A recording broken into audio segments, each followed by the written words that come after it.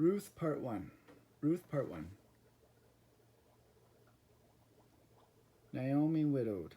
There was a famine in the land, but Elimelech, the husband of Naomi, died, and she was left with her 2 sons. These took Moabite wives. The name of the one was Orpah, and the name of the other Ruth. They lived there about 10 years, and both Mahlon and Chilion died, so that the woman was left without her 2 sons and her husband. Ruth's loyalty to Naomi. But Naomi said to her 2 daughters-in-law, "Go, return each of you to her mother's house." Then they lifted up their voices and wept again. And Orpah kissed her mother-in-law, but Ruth clung to her. But Ruth said, "Do not urge me to leave you or to return from following you, for where you go, I will go." And when Naomi saw that she was determined to go with her, she said no more. Naomi and Ruth returned. So the 2 of them went on until they came to Bethlehem. Ruth meets Boaz.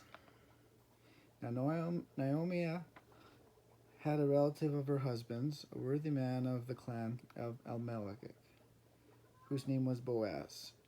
And Ruth the Moabite said to Naomi, "Let me go to the field and glean among the ears of grain after him in whose sight I shall find favor." Then she fell on her face, bowing to the ground, and said to him, "Why have I found favor in your eyes, that you should take notice of me, since I am a foreigner?" But Boaz answered her, "All that you have done for your mother-in-law since the death of your husband has been fully told to me." So she kept close to the young women of Boaz, gleaning until the end of the barley and wheat harvest, and she lived with her mother-in-law. Ruth and Boaz at the threshing floor. So she went down to the threshing floor and did just as her mother-in-law had commanded her. At midnight the man was startled and turned over, and behold, a woman laying at his feet. He said, "Who are you?" And she answered, "I am Ruth, your servant. Spread your wings over your servant, for you are a redeemer. And now it is true that I am a redeemer, yet there is a redeemer nearer than I. Remain tonight, and in the morning, if he will redeem you, good, let him do it. But if he is not willing to redeem you, then as the Lord lives, I will redeem you." Boaz redeems Ruth.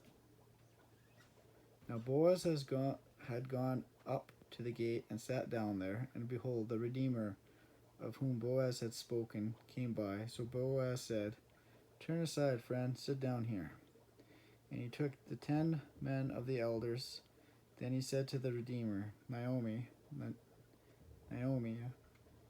who has come back from the country of Moab, is selling the parcel of land that belonged to our relative Elimelech. If you will redeem it, redeem it. But if you will not, tell me, that I may know, for there is no one besides you to redeem it." Then the Redeemer said, "I cannot. Take my right of redemption for yourself, for I cannot redeem it." Then Boaz said to the elders and to all the people, "You are witness this day that I have bought from the hand of Naomi all that belonged to Elimelech, and all that belonged to Chilion and to Mahlon. Also Ruth the Moabite, the widow of Mahlon, I have bought to be my wife, to perpetuate the name of the dead in his inheritance, that the name of the dead may not be cut off." Ruth and Boaz marry. So Boaz took Ruth, and she became his wife, and he went into her. And the Lord gave her conception, and she bore a son. They named him Obed. He was the father of Jesse, the father of David, King David. The genealogy of David, King David. Now these are the generations of Perez. Perez fathered Hezron. Hezron fathered Ram. Ram fathered Amminadab. Amminadab fathered Nahshon. Nahshon fathered Salom. Salom fathered Boaz. Boaz fathered Obed. Obed fathered Jesse. And Jesse fathered David.